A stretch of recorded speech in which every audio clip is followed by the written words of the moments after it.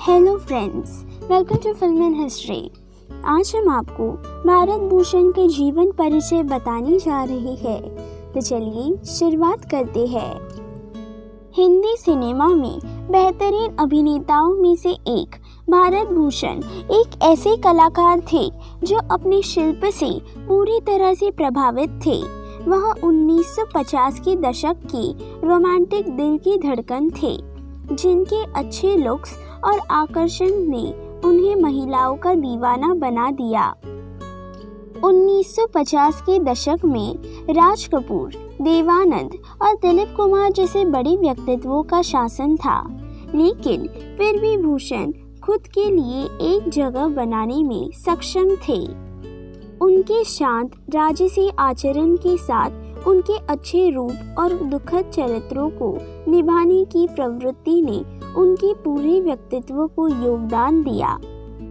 उन्होंने अपने करियर में 30 से अधिक फिल्मों में अभिनय किया और बैजू बावरा 1952, आनंद मठ 1952, मिर्जा गालिब 1954 और मुड़ के ना देख 1960 जैसी कई असाधारण और कालातीत फिल्मों का हिस्सा रहे। लेकिन उनका जीवन इस बात का भी प्रमाण है कि प्रसिद्धि और लोकप्रियता क्षणिक होती है, क्योंकि उनके कद के एक स्टार को बाद में फिल्मों में मामूली भूमिकाएं निभाने के लिए मजबूर होना पड़ा।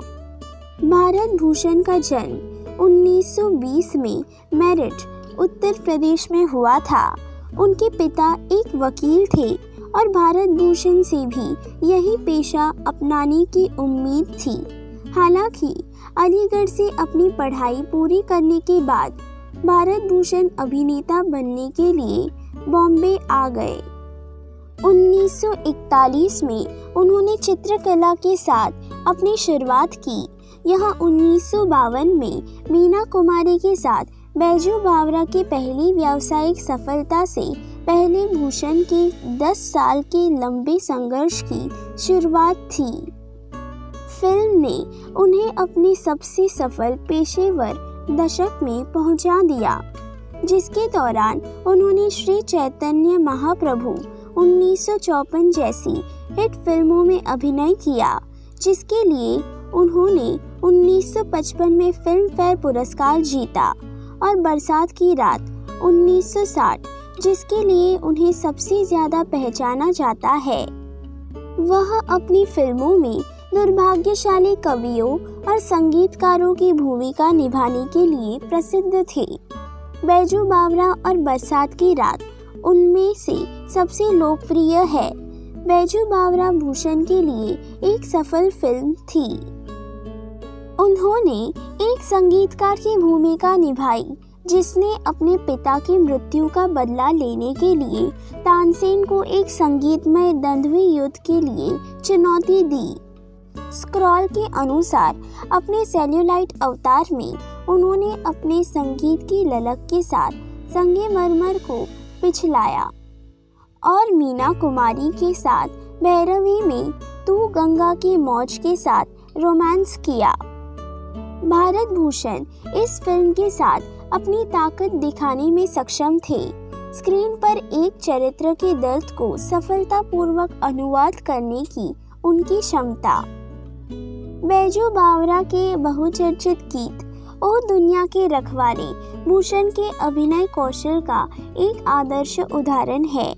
मोहम्मद रफ़ी के गायन के साथ ओ दुनिया के रखवाले सुन दर्द भरे मेरे नाल। भारत भूषण ने चतुराई से स्क्रीन पर बैजू की निराशा और गुस्से का अनुवाद किया। बरसात की रात में भूषण को कव्वाली और गजल के बीच प्रेम की कहानी में मधुबाला के साथ जोड़ा गया था।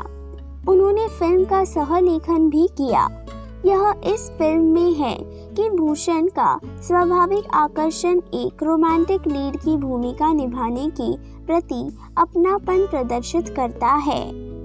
फिल्म अपने संगीत के लिए जानी जाती थी। संगीत निर्देशक रोशन और गीतकार साहिर लुधियानवी ने ना तो करवान की तलाश है जैसी सदाबहार हिट फिल्में दी।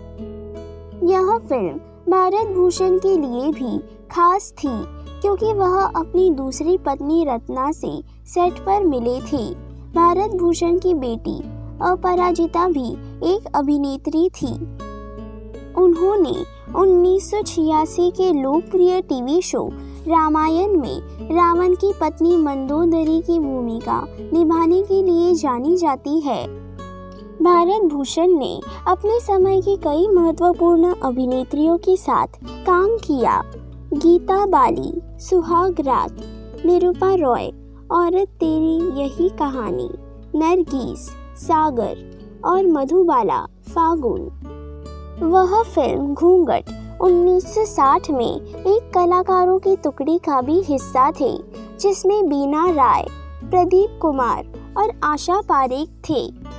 बैजू बावरा के बाद मिली सफलता को भूषण बरकरार नहीं रख पाए। उन्होंने अपने भाई के साथ फिल्म दूज का चांद के साथ प्रोडक्शन में कदम रखा और उन्हें बड़े पैमाने पर आर्थिक नुकसान हुआ।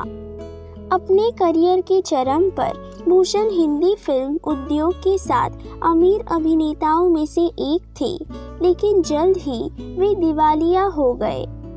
बरसात की रात के 9 साल बाद उन्होंने 49 साल की उम्र में मुख्य अभिनेता के पिता की भूमिका निभानी शुरू की। इसका सबसे प्रमुख उदाहरण 1969 की फिल्म प्यार का मौसम है, जिसमें उन्होंने शशि कपूर के पिता की भूमिका निभाई थी। भूषण शशि कपूर, राजेश खन्ना और धर्मेंद्र जैसे युवा सितारों के उदय का मुकाबला करने में असमर्थ थे। इसने उनकी प्रोडक्शन कंपनी की विफलता के साथ मिलकर भूषण के करियर को अनिश्चित काल के लिए समाप्त कर दिया। 1970 के दशक में उनका पतन जारी रहा और उन्हें गुजारा करने के लिए छोटी भूमिकाएं निभाने के लिए मजबूर होना पड़ा। उन्होंने अपनी अधिकांश संपत्ति बेच दी और एक वैरागी का जीवन जीना शुरू कर दिया। कभी कभी मामूली भूमिकाओं में सिल्वर स्क्रीन पर लौटते थे। 1990 के दशक तक भूषण को हम शक्ल और प्यार का देवता जैसी फिल्मों में साथ एक जूनियर कलाकार के रूप में काम किया। भारत भूषण का शायद सबसे मार्मिक किस्सा तब है जब महानायक अमिताभ बच्चन ने अपने ब्लॉग में लिखा कि उन्होंने उन्हें बस पकड़ने के लिए कतार में खड़े देखा। एक सुबह काम के लिए मैंने भारत भूषण को देखा। 50 के दशक के महान रोमांटिक दिल की धड़कन, उस समय के कुछ सबसे सफल संगीतकारों के नायक एक बस स्टॉप पर एक कतार में खड़े थे। एक आम नागरिक, भीड़ का हिस्सा, अकेला अनजान, उसे कोई नहीं पहचान रहा है, कोई नहीं जानता कि वह कौन था। भारत भूषण का 27 जनवरी 1992 को 72 वर्ष की आयु में विस्मृत और दरिद्र अवस्था में निधन हो गया था। अगर फिल्म इन हिस्ट्री की ये जानकारी आपको पसंद आए तो प्लीज़ इस चैनल को लाइक, शेयर और सब्सक्राइब करना ना भूलें। धन्यवाद।